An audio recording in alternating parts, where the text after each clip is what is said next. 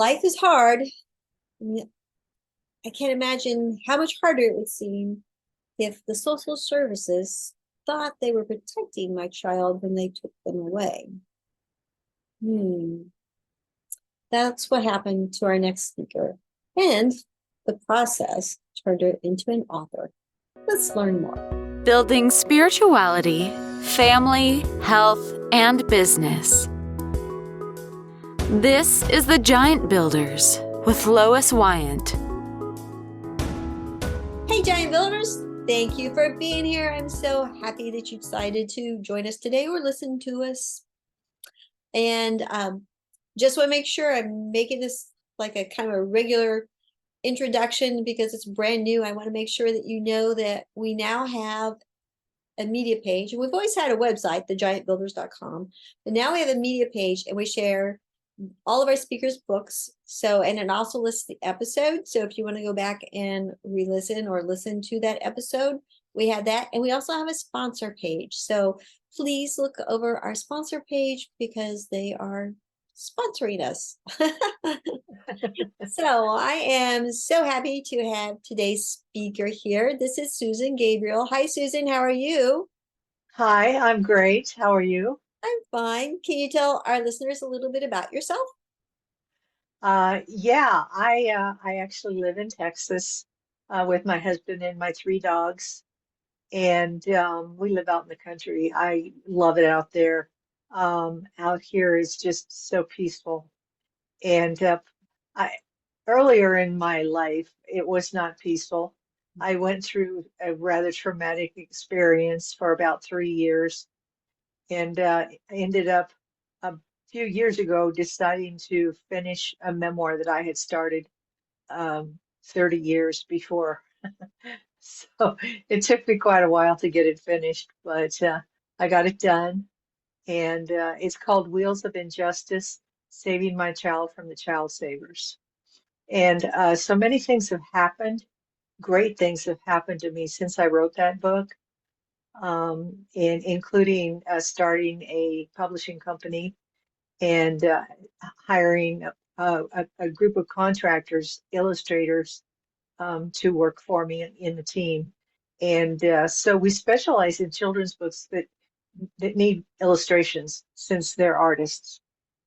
And that's an area that was new to me. I'd never really thought about writing children's book before, but I did also write a children's book after I finished my memoir, and that was kind of how I got into it.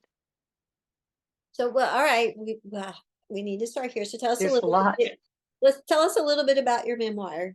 I read the description. I just can't believe the strength you have to go through all that. Yeah, it was very traumatic. It was worse probably than it even sounds in my memoir. Very traumatic. But I think about this often. The very odd thing about it, in spite of going through that, and it was about a 3 year period of time. Um, I kept my job the whole time, and there was only one other person at work that knew what was going on. And so I was able to kind of separate that, what was going on in my personal life, from my career. And it was kind of a salvation for me in some ways. And I really thank God for that, because it was a way for me to get the focus off of myself and focus on doing other things and, working. So uh, I my relationship with God was very up and down through this entire period of time. There were times, I mean, I did a lot of praying. I was a Christian at the time. I don't know how strong a Christian you would say, because I so often seem to lose my faith. I lose my ability to trust God that He was in control. At one point, well, a couple of points, I really reached the bottom. And at one point, I tried to kill myself.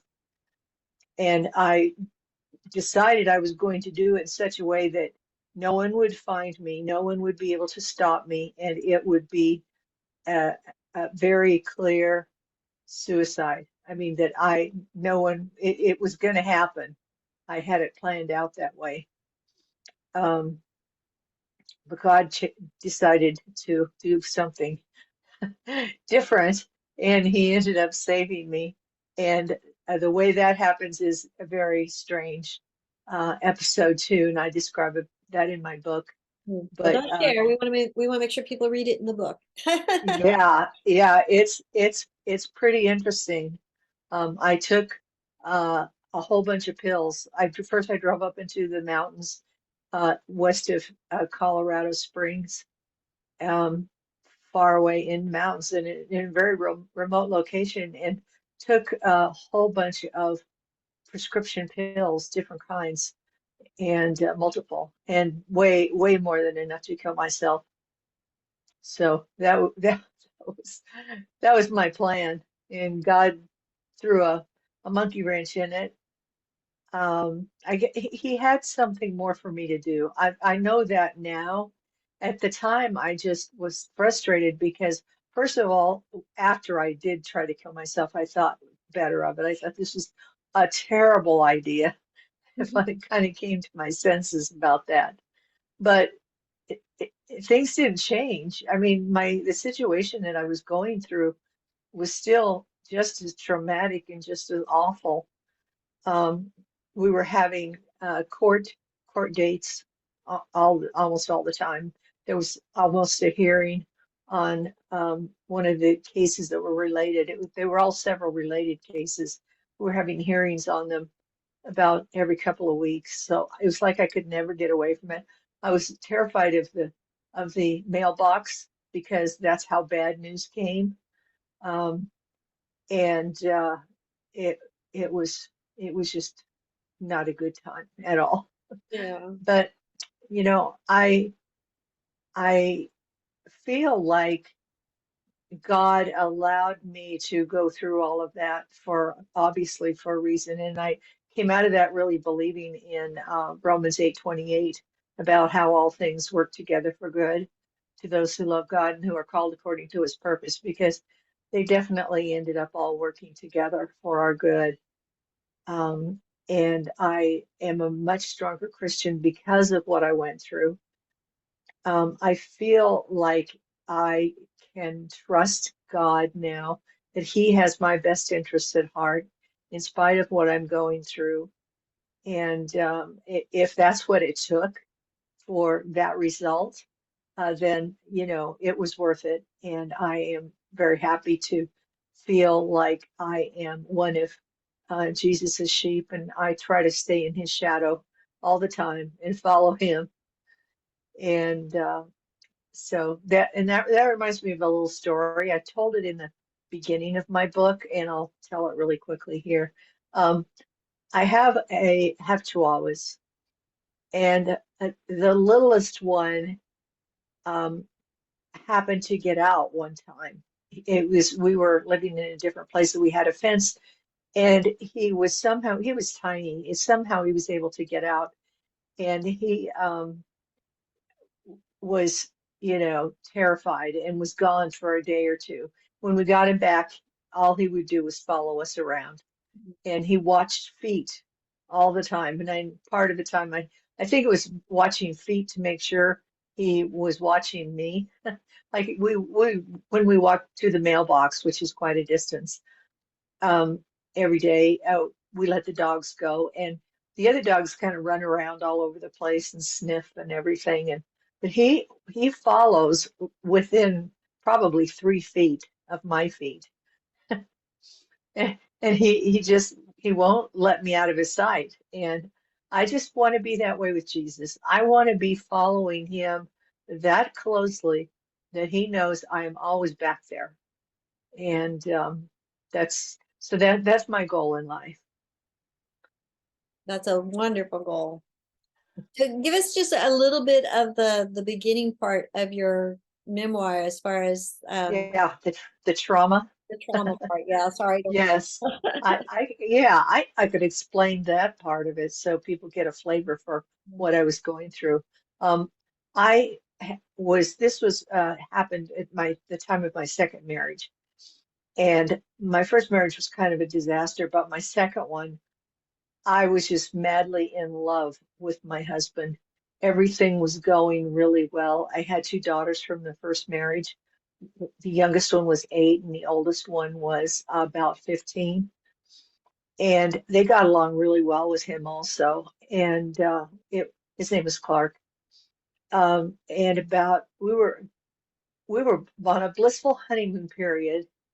And about 6 weeks into our marriage, after we got married, um, I got a call one day from a Department of Social Services at work, and they said, "We need you to come down right away. We have your daughter."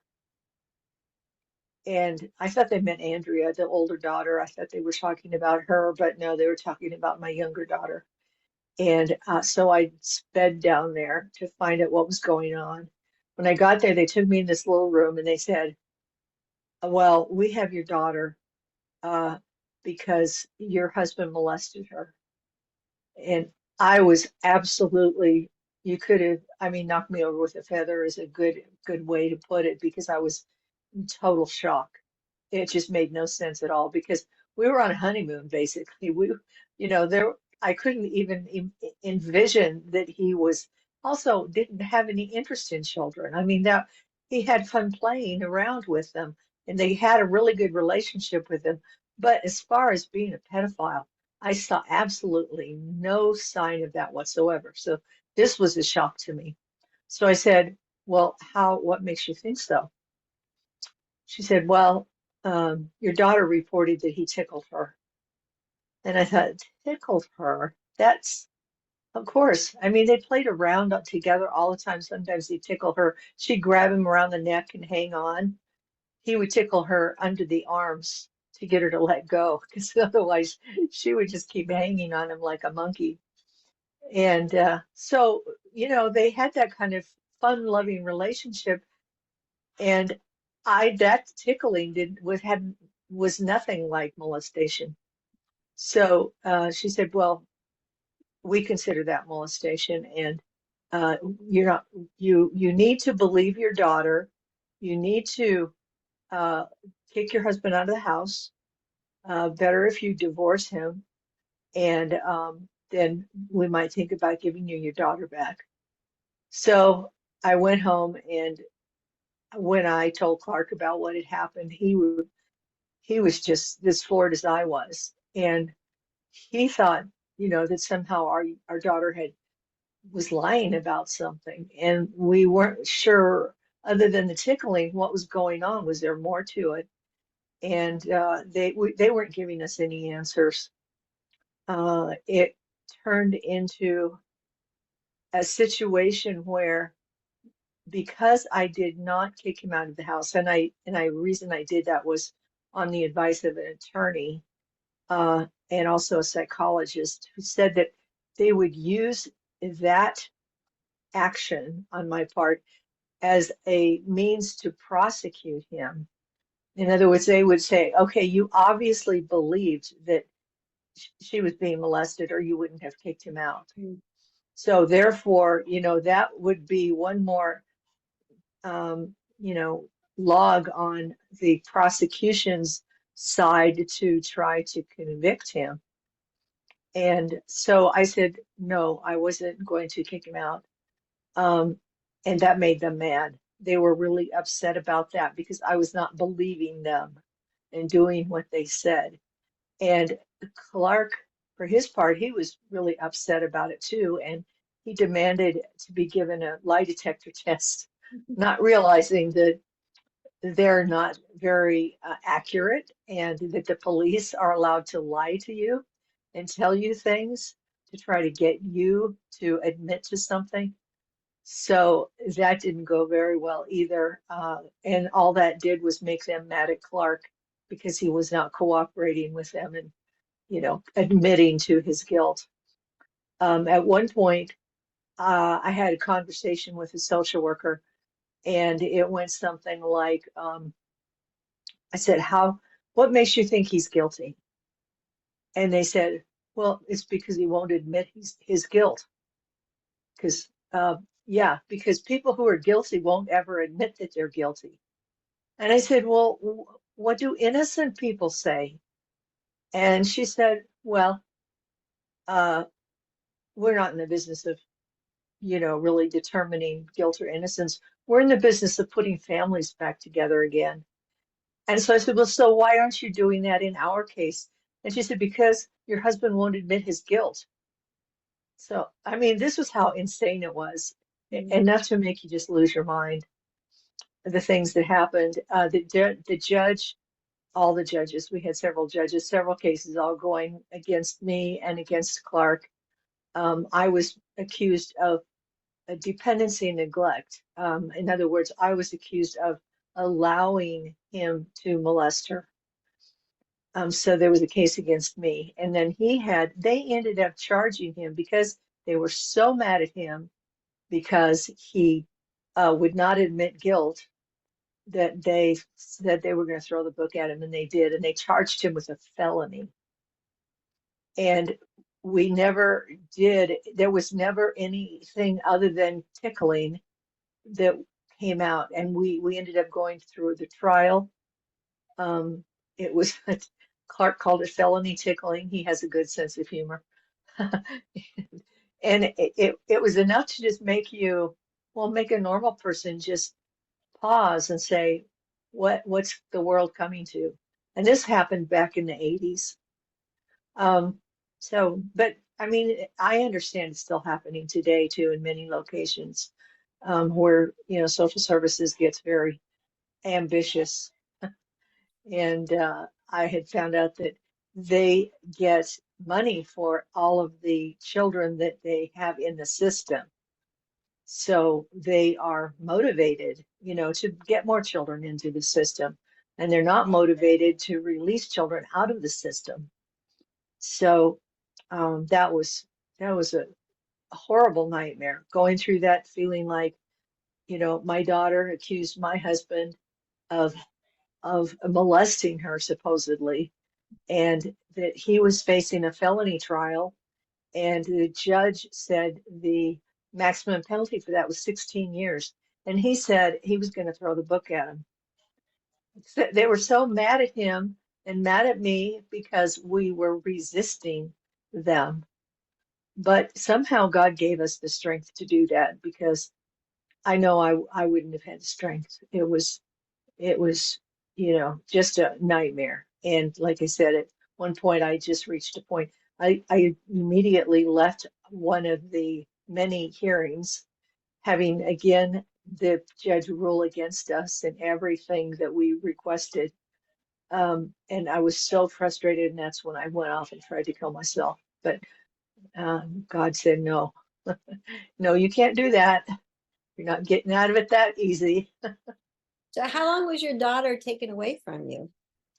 Well, she was taken away. There's a little bit more to the situation as well, and it got even worse, Hmm. as far as there being more people prosecuting us and trying to, take her away. She was gone. She was in the foster care system for just a kind of a short while, and then they decided they would put her with my ex-husband.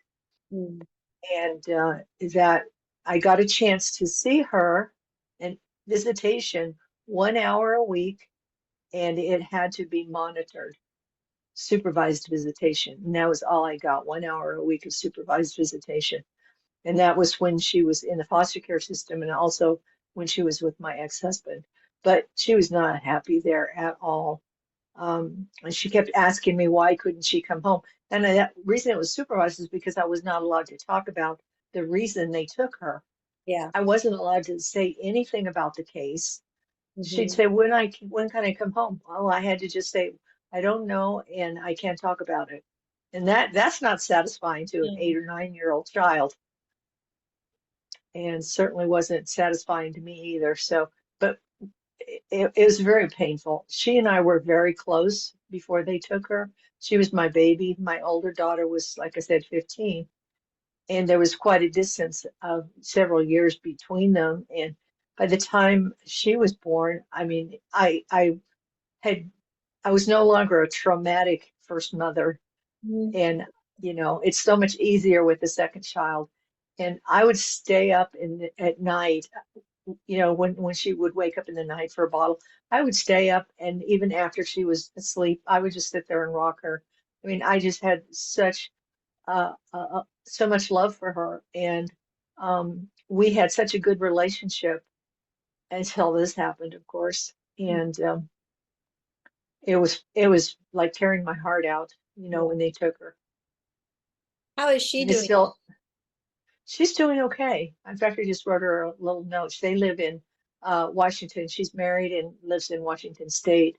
I just wrote her a little email before I got on, but um, you know, it was traumatic for her. She had to go through therapy for quite a while as well to help get over, the trauma. Mhm.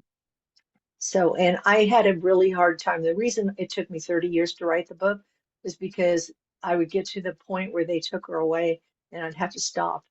And I couldn't write about it anymore. So I put it all away and I packed it away and put it in a box. And then a few years ago, we were going through the garage to get rid of old boxes and stuff like that. And I happened to run across this box of all of the material, the manuscript and all of the records from the psychiatrists, psychologists, the lawyers, the court, everything. I mean, it's a box full of material. And I thought, I didn't even know I still had that. I thought that had been thrown away. And so I brought it in the house, and then I had happened to tell a friend of mine about it, and he convinced me to finish the book by daring me that I couldn't finish it. I double So dog dare you. exactly. So I had to prove him wrong and finish it and publish it. Isn't it interesting who God uses to move us on? Yes, that's right. That's right. Yeah. So, So had you been writing before this book? no, You started um, writing. not really. I mean, I really hadn't written much of anything. I loved to read. I was an avid reader. Always had to have a book in the house that I hadn't finished. Mm. And so, that was a very big deal for me. I enjoyed writing when I had assignments in school, but I wouldn't say I really wrote much of anything until this book. But when I met this friend online, and he's the one who convinced me to do that. And for some reason, it just really sparked my writing, uh, my desire to write. And I started even writing poetry. So there are poems in the book at the end of each chapter. It's not enough to make you, if you don't like poetry, it's not enough to turn you off the book. But if you do like poetry, it's enough to help you understand better what I was going through. So I included, there's on most of the chapters, there's a poem at the end of the chapter, and a prayer. So, I wanted readers to be brought along with me on the journey that I went on so that they would feel some of the same anguish that I did. And so they would feel the same triumph, when there were moments when we finally triumphed and God brought us through it all. So I wrote the book hoping that people would have an emotional experience in it, and also that it would bring them closer to God and help them to see how God uses people to further his kingdom and to make changes in the world for other people so that it becomes a better place for everyone. And I that's what I consider to be my goal. Even now, I feel like my goal. In fact, I have to show you I may had this mug made up. I don't know if you can see it. It says, "I am the good sheepdog," Oh, I love that. and and on the other side it says, "Care for the flock that God entrusts to you." Oh, And so I have a team now, my team of people who work with me on the book publishing. There's about 8 or so regular team members. And so I, they're all Christians. I do everything I can to support them in their walk and give them support and encouragement.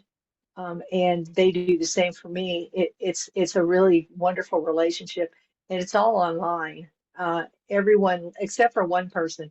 One person lives a few miles from me, and that is my accountant, and she's also my pastor's wife.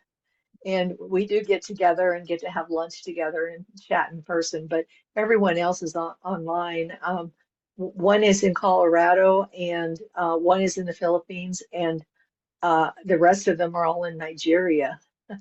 So, Okay. so yeah, yeah. So they're quite a distance away, but Yeah. um, it's just been a really good experience, and I am very happy and grateful that God brought me through it and that He gave me a job to do. And I am very happy to be the good sheepdog and follow Jesus wherever He goes, and hopefully herd my little flock in the right direction as we continue to move forward. But they all love working for Soul Sunshine. It's really they get paid, but um, they would do it for free. I mean, as long as they could afford to, they would Yeah. do it for free. We all would. We all. It's a really it's our life's passion right now. If somebody had an idea for a book, where would they start with you? I mean, what's the process? If they just have an idea, depends on what kind of book it is. We really do like to specialize in a few different types. Children's book, we can help you out there from the very beginning of an idea. We've done that on several books already. Um, Also, memoirs, we can help you write your memoir. That's an area of where I've got a couple of other people that are part-time contractors in our group who are really excellent at helping people write their books. And if it's something we also specialize in highly illustrated books like cookbooks Oh. and say poetry books. Right now we're uh, getting ready to publish a book of poetry that's got illustrations with the poems. So, those kinds of books that are that a lot of publishers don't really want to mess with, let's say, because they're really into fiction or something, or into business books, or other types of books that are say a little more popular and easier to sell. But we specialize in those books because we want to help those people get their books published and get their messages out there. And it's been a really, really interesting time. And we decided in the very beginning, I said, well, we need to put God at the head of this company and let Him bring in the clients, let Him, bring us and lead us in the right direction. And he's been bringing us clients, and He's been bringing us really interesting clients. And it's really been wonderful meeting people, and kind of adding them informally into my little flock of of, of people that I try to inspire and take care of and encourage. Mhm. And because we continue to help them after the book is published as well, to try to help them sell their book, do what we can there. Uh, it's been really interesting. Do you have time to hear one story about how one of God brought one particular person Fair. in a very interesting way? Um, I happened to be on Facebook, and I was on a children's author uh, group and reading through some of the comments. And someone wrote, they said, I just wrote a children's book and I illustrated it, but I don't know what to do now. What do I do with it? How do I get it published? So I contacted them and I said, I can maybe help you out. And so he said, great. And I sent him this form that we typically will give to an author so that we just get some more information about them, about their background, about their book. So it's a little easier for us to understand what they want. So I sent him the form, but I accidentally sent him a form that I had changed a couple of questions on. And the questions were for intended for a person who was going to write a Christian autobiography. Oh. So the questions were things like, what is your relationship with God like? What are what is the worst experience that you've had in your life? What was your lowest point? And a couple of other questions like that. And when I realized I had sent him the wrong form, I thought, oh no, he's not going to want to answer that. So I He's like, contacted him. I for a said, children's book, why are these questions? yeah, exactly. So I said, hey, you don't have to answer those questions. And he said, well, I already did. Here's my form. And so I looked at those questions and his answers, and I was just amazed because he said, as far as the lowest point in his life was now, like right then, he said, because I am living in my car, I am separated from my wife, I just lost my job, and I don't know what to do. And he said, I wrote this book, children's book, just sitting in the car. It took me less than an hour. It just kept coming to me. And the book is, like I said, a children's book. And told me the name of it was Curiosity and Encouragement. And I said, well, can I read it? Would you send it to me? So he said, sure. He sent it to me, and I read the story. And it was like a light bulb. It clicked off and on in my head, and I recognized the story and the personalities of the cats as being exactly like this friend of mine that I mentioned, who had talked me into writing a book. And it was like, okay, well, he was encouragement and I was curiosity, in real life, because that's my kind of personality. I'm always curious about people and always asking questions. And he's super encouraging, just, a very encouraging person and supportive. And so I said, God must have sent this guy because this story is, my friend and I, and that was the way God could make it so obvious to me.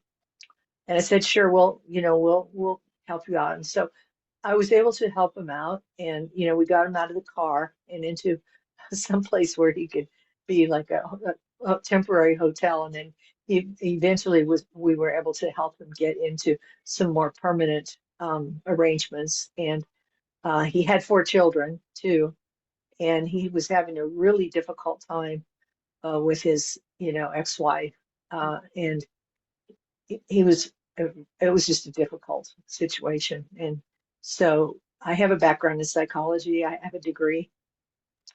And so it was an area where I was able to help him and talk to him every day and help him to overcome the feelings that he had, all of the negative feelings, and also lead him back to God, because he had been a Christian earlier on, but then he became an atheist. So when I met him, he was an atheist, and he's not an atheist anymore. He's praying for me right now, probably. No. And he's encouraging to me too. So it's amazing. And that book, I'll point to it. That book on my bookshelf back there, it's the green one. Okay. It's Yeah. Curiosity. Yeah, Curiosity and Encouragement Change the World. Oh. And yeah, that's his first book. And he's written about 6 more. Oh. So we've published 2 of his books now. The second one is Curiosity and Encouragement Overcome Fear. And the one he's working on now is Curiosity and Encouragement Find Hope.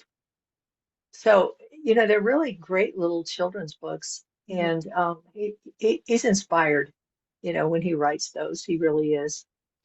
And so God brought him to us, and he's works as he has a background in marketing and sales.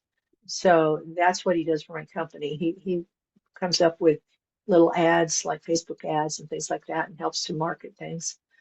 So he is working for me now, and it's been just, it's just that's God has just brought one person after another to me, that it's like it shows me this is somebody who needs to be on your team. And each time it's just been confirmed to me, and it's been really fun. Isn't I enjoy it. isn't it funny how God does that? Yeah, it really is. Really is. And my background is I grew up in the Lutheran church, and you memorize large parts of the Bible in order to go to confirmation classes and get confirmed. So that plus a later point when I was in my 20s, um, we went to church like all the time. We were just my husband, my first husband, and I did that for a period of time, and I went to Bible studies, lots of Bible studies, and memorized a lot of verses, and that came back to me. That was what sustained me in the end when I was going through all of the traumatic experience. Was every so often a Bible verse would just pop into my head, and it would be relevant to whatever was going on. And that's how God brought me back, because at one point I said, I'm not going to believe in you anymore. I want to be an atheist because I don't think you even exist. And so I said to God, I'm talking to God, telling you you don't exist. And then I say, but if you really do exist, you're going to have to prove it to me. Oh, So, so that was how he did. Is that he would prove it to me by dropping these Bible verses in my head, or I'd hear a Bible verse on the radio, or I'd hear something, or see a Bible verse written up somewhere on somebody's bulletin board, and it would be appropriate for whatever was going on at that moment. So, I said, This has to be God. I guess there is a God." And yeah. so that's really how he speaks to me, is through situations like the one with Stephen and his book, and the plot of his book being so similar to my life. Mhm. He'll speak to me in those kinds of ways, or drop a Bible verse, Yeah. into my head, or somebody else will say a Bible verse that's just, okay, I know this is the right way to go. Well, I really Yeah. love how God just knows what we need and when we need it. And Bible verses are a really good acknowledgement. Tell me a little Yeah. bit about Button. Button, my book Button. Huh? He is Yeah. Yeah. Button is, um, she was a dog that I had once, and she was a wonderful dog. She was just a beautiful little Yorkshire Terrier mix. And she wandered into our yard one day, and that was how we found her. And no one else claimed her, so we just took her in. cute. And she was young. She's maybe about a year old at the time, maybe younger even. And we also had another dog at the same time, a white Great Pyrenees and Samoyed dog mix. And his name was Bear because he looked like a polar bear. And he and Button got along really well. They would play together, and she was just adorable. She was a really sweet dog and precious, and she would let you do anything to her. Well, I mean that, like, I could dress her up in doll clothes or whatever. She would put up with everything. And she also was in love with our parakeet. oh. But unfortunately, um, the parakeet didn't have feelings for Button. Yeah, I kind of thought Button was a little threat. Although, yeah, but however, a our cockatiel was in love with Button. So there was a love triangle going on. We would let the birds out of the cages, and they would walk around the floor. Even though they could fly, they just walk around the floor with Button. And the cockatiel, who was in love with Button, would had this little cute little musical uh, um, noise that he would make. It's like a love call, Oh, for cockatiels. And yeah. so he would walk along behind Button with this little cute little trill noise, and then would be walking along behind Baby and kind of nudging Baby along. Baby was a parakeet, Yeah. and nudging Baby along so that Button could kind of chase Baby, and Baby was very slow because Yeah. she was just walking. So so that was a fun situation, and my husband sometimes would take, oh, here was the fun thing. We had a very long kitchen and breakfast area, and it had a very slick and shiny wood floor. He would take Button and he would kind of roll her into a little ball, and he would slide her along the floor to the other end of the kitchen, and he called it bowling with Button. And she would come running back for more. Oh. She loved it. So, So what does Button do in the book? and in the book, Button goes to school.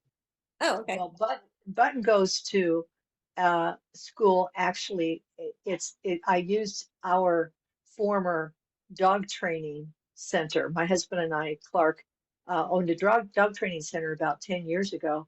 And so it's all painted up. I used the logo. I used interior backgrounds, so that matches Mhm. the way our dog training facility looked. And Button goes to school, and Button uh, learns she's already learned quite a lot. She's learned from um, her owner how to play well with others. Mhm. And when she sees some of the other dogs not really playing well with, and kind of picking on and bullying one of the other dogs, she steps in and Oh, she helps them. She teaches them the golden rule. oh, And that's yeah, yeah. And then I have uh, two more I've written that are not yet published. One is Button's Best Christmas. And in that one, Button meets another dog, and she actually meets another dog, and that dog is based on another dog that we had, and that dog was named Zipper. So we had Button and Zipper, and yeah, so that's when Zipper comes along in the book, in her life. And then I have another one that I've written that is centered around Easter, Oh, okay. and it's called Button and the Carrot Thief. Oh. And there's a rabbit stealing carrots, and she loved to eat carrots. So Okay. anyway, that's just a story based on everything that I write is sort of partially based in reality, Mhm. and then I just sort of go from there. Yeah. But it's kind of fun, to do it that way. Well, great. All right. Well, we're gonna have links to your books below, and Okay. in the media center. So Giant Builders, make sure you check out the media center so you can find them there as well. So I am Okay. so thankful for your time and just sharing your story. Well, thank you. Thank you so much for having me. I really appreciate it. I enjoy telling it. I enjoy talking about God and what He's done for me. Hmm. Yeah, he's done a lot. Yeah, He really has. Mm. So, all right, Giant Builders, we'll see you next week. Thank you for listening. This has been The Giant Builders with Lois Wyant.